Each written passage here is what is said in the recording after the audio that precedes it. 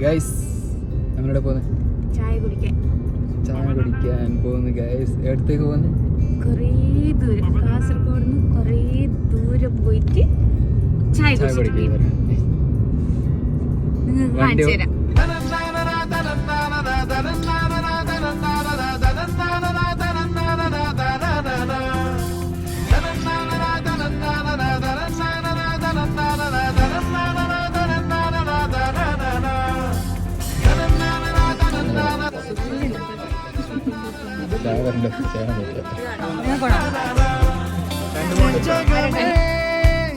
ഞാൻ